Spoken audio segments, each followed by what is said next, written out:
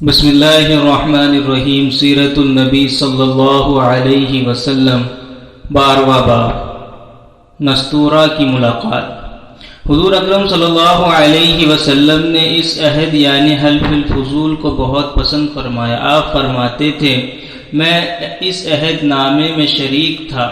یہ عہد نامہ بنو جدعان کے مکان میں ہوا تھا۔ اگر کوئی مجھ سے کہے کہ اس عہد نامے سے 10 بردہ ہو جائیں اور اس کے بدلے میں 100 اونٹ لے لیں تو میں نہیں لوں گا۔ اس عہد نامے کے نام پر اگر کوئی آج بھی مجھے آواز دے تو میں کہوں گا میں حاضر ہوں۔ آپ کے اس ارشاد کا مطلب یہ تھا کہ اگر آج بھی کوئی مظلوم یہ کہہ کر آواز دے، اے حلف الفضول والو، تم میں اس کی فریاد کو ضرور پوری کروں گا، کیونکہ اسلام تو آیا ہی اس لیے ہے کہ سچائی کا نام بلند کرے اور مظلوم کی مدد اور حمایت کرے۔ یہ حلف الفضول بعد میں بھی جاری رہا۔ مکہ میں آپ کی امانت اور دیانت کی وجہ سے آپ کو امین کہہ کر پکارا جانے لگا تھا۔ آپ کا یہ لقب بہت مشہور ہو گیا تھا۔ لوگ آپ کو امین کے علاوہ اور کسی نام سے نہیں پکارتے تھے۔ انہی دنوں ابو طالب نے آپ سے کہا، اے بھتیجے، میں ایک بہت غریب آدمی ہوں اور قحط سالی کی وجہ سے اور زیادہ سخت حالات کا سامان ہے۔ کافی عرصے سے خشک سالی کا دور چل رہا ہے۔ کوئی ایسا ذریعہ نہیں کہ اپنا کام چلا سکیں، اور نہ ہماری کوئی تجارت ہے۔ ایک تجارتی قافلہ شام جانے والا ہے، اس میں قریش کے لوگ شامل ہیں۔ قریش کی ایک خاتون ختیجہ بنت خویلد شام کی طرف اپنا تجارتی سامان بھیجا کرتی ہیں۔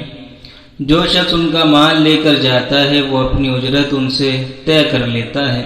اب اگر تم ان کے پاس جاؤ اور ان کا مال لے جانے کی پیشکش کرو تو وہ ضرور اپنا مال تمہیں دے دیں گی، کیونکہ تمہاری امانت داری کی شہرت ان تک پہنچ چکی ہے۔ اگرچہ میں اس بات کو پسند نہیں کرتا کہ تم شام کی سفر پر جاؤ، یہودی تمہارے دشمن ہیں، لیکن حالات کی وجہ سے میں مجبور ہوں، اس کے علاوہ کوئی چارہ بھی تو نہیں۔ یہاں تک کہ اگر ابو طالب خاموش ہو گئے، یہاں تک کہہ کر ابو طالب خاموش ہو گئے، تب آپ نے فرمایا، ممکن ہے وہ خاتون خود میرے پاس کسی کو بھیجیں۔ یہ بات آپ نے اس لیے کہی تھی کہ سیدہ ختیجہ رضی اللہ تعالیٰ عنہ کو ایک بااعتماد آدمی کی ضرورت تھی، اور اس وقت مکہ میں آپ سے زیادہ شریف، پاک باز، امانت دار، سمجھدار اور قابل اعتماد آدمی کوئی نہیں تھا۔ ابو طالب اس وقت بہت پریشان تھے۔ آپ کی یہ بات سن کر انہوں نے کہا، اگر تم نہ گئے تو مجھے ڈر ہے وہ کسی اور سے معاملہ طے کر لے گی۔ یہ کہہ کر ابو طالب اٹھ گئے۔ ادھر آپ کو یقین سا تھا کہ سیدہ ختیجہ رضی اللہ تعالیٰ عنہ خود ان کی طرف کسی کو بھیجیں گی، اور ہوا بھی یہی۔ سیدہ ختیجہ رضی اللہ تعالیٰ عنہ نے اللہ کے رسول صلی اللہ علیہ وسلم کو بلا بھیجا، پھر آپ سے کہا، میں نے آپ کی سچائی، امانت داری اور نیک اخلاق کے بارے میں سنا ہے، اور اسی وجہ سے میں نے آپ کو بلوایا ہے۔ جو معاوضہ آپ کی قوم کے دوسرے آدمیوں کو دیتی ہوں، آپ کو ان سے دگنا دوں گی۔ آپ نے ان کی بات منظور فرما لی۔ پھر آپ اپنے چچا ابو طالب سے ملے، انہیں یہ بات بتائی۔ ابو طالب سن کر بولے، یہ روزی تمہارے لیے اللہ نے پیدا فرمائی ہے۔ اس کے بعد آپ صلی اللہ علیہ وسلم سیدہ ختیجہ رضی اللہ تعالیٰ عنہ کا سامان تجارت لے کر شام کی طرف روانہ ہوئے۔ سیدہ ختیجہ رضی اللہ تعالیٰ عنہ کے غلام میسرہ آپ صلی اللہ علیہ وسلم کے ساتھ تھے۔ روانگی کے وقت حضرت ختیجہ رضی اللہ تعالیٰ عنہ میسرہ سے کہا، کسی معاملے میں ان کی نافرمانی نہ کرنا، جو یہ کہیں وہی کرنا، ان کی رائے سے اختلاف نہ کرنا۔ آپ صلی اللہ علیہ وسلم کے سب چچاؤں نے قافلے والوں سے آپ کی خبر گیری رکھنے کی درخواست کی۔ اس کی وجہ یہ بھی تھی کہ ذمہ داری کے لحاظ سے یہ آپ صلی اللہ علیہ وسلم کا پہلا تجارتی سفر تھا۔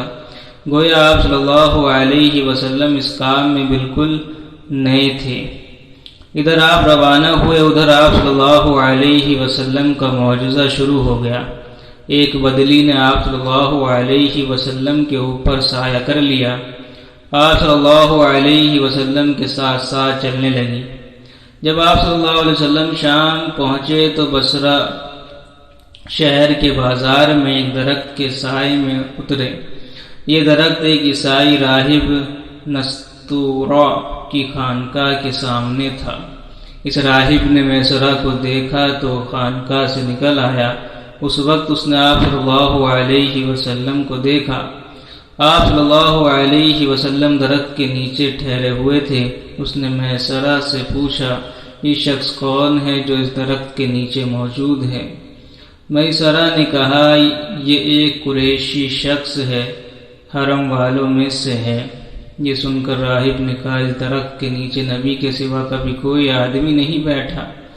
مطلب یہ تھا کہ اس درخت کے نیچے آج تک کوئی شخص نہیں بیٹھا۔ اللہ تعالیٰ نے اس درخت کو ہمیشہ اس سے بچایا ہے کہ اس کے نیچے نبی کے سوا کوئی دوسرا شخص بیٹھے۔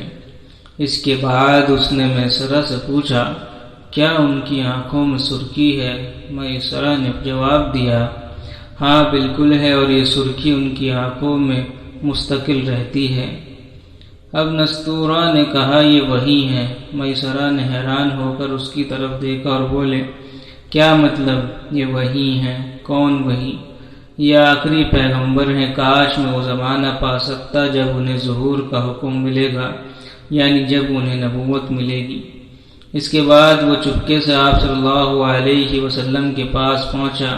پہلے تو اس نے آپ صلی اللہ علیہ وسلم کے سر کو بوسہ دیا، پھر آپ صلی اللہ علیہ وسلم کے قدموں کو بوسہ دیا اور بولا، میں آپ صلی اللہ علیہ وسلم پر ایمان لاتا ہوں اور گواہی دیتا ہوں کہ آپ صلی اللہ علیہ وسلم وہی ہیں جن کا ذکر اللہ تعالیٰ نے تورات میں فرمایا ہے۔ اس کے بعد نستورا نے کہا، اے محمد صلی اللہ علیہ وسلم، میں نے آپ صلی اللہ علیہ وسلم میں وہ تمام نشانیاں دیکھ لی ہیں جو پرانی کتابوں میں آپ صلی اللہ علیہ وسلم کی نبوت کی علامتوں کے طور پر درج ہیں۔ صرف ایک نشانی باقی ہے، اس لیے آپ صلی اللہ علیہ وسلم ذرا اپنے کندھے سے کپڑا ہٹائیے۔ آپ نے اپنے شان مبارک سے کپڑا ہٹا دیا۔ تب نستورا نے وہاں مہر نبوت کو جگمگاتے دیکھا۔ وہ فوراً مہر نبوت کو چومنے کے لیے جھک گیا، پھر بولا، میں گواہی دیتا ہوں کہ اللہ تعالیٰ کے سوا کوئی عبادت کے لائق نہیں، اور میں گواہی دیتا ہوں کہ آپ صلی اللہ علیہ وسلم اللہ تعالیٰ کے پیغمبر ہیں۔ آپ صلی اللہ علیہ وسلم کے بارے میں حضرت عیسیٰ بن مریم علیہ السلام نے خوشخبری دی تھی۔ انہوں نے کہا تھا، میرے بعد اس درخت کے نیچے کوئی نہیں بیٹھے گا سوائے اس پیغمبر کے جو امی یعنی ان پڑھ، ہاشمی، عربی اور مکی یعنی مکہ کے رہنے والے ہوں گے۔ قیامت میں حوض کوثر اور شفاعت والے ہوں گے۔ اس واقعے کے بعد آپ صلی اللہ علیہ وسلم بصرہ کے بازار تشریف لے گئے۔ وہاں آپ صلی اللہ علیہ وسلم نے مال فروخت کیا جو ساتھ لائے تھے اور کچھ چیزیں خریدی۔ اس خرید و فروخت کے دوران ایک شخص نے آپ صلی اللہ علیہ وسلم سے کچھ جھگڑا کیا اور بولا، لات اور عزیٰ کی قسم کھاؤ۔ آپ صلی اللہ علیہ وسلم نے فرمایا، میں نے ان بتوں کے نام پر کبھی قسم نہیں کھائی۔ آپ صلی اللہ علیہ وسلم کا یہ جملہ سن کر وہ شخص چونک اٹھا۔